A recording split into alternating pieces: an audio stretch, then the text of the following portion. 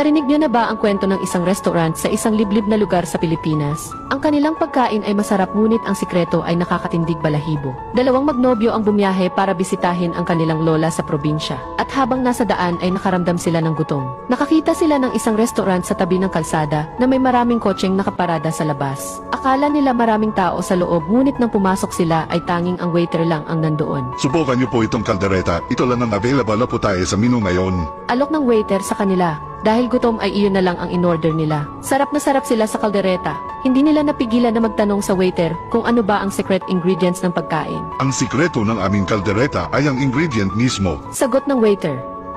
Nang mamalayan nila na papalubog na ang araw, nagmadali silang magbayad at umalis na. Sinubukan pa silang alukin muli ng waiter, ngunit kahit natatakam ay ayaw nilang gabihin sa daan. Nakarating sila sa bahay ng kanilang lola at masaya silang binati nito.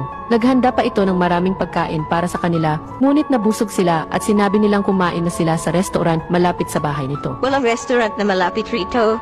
Ang nakita niyong restaurant ay lugar ng ibang elemento. Ang sabi-sabi dito ay nanilin lang sila ng mga dayo at ang nakita niyong mga hochi sa labas ng kainan ay nagmamayari sa kanilang mga biktima. Ginagawa nilang putahe ang mga kawawang tao na hindi nakalabas bago magdapit hapon.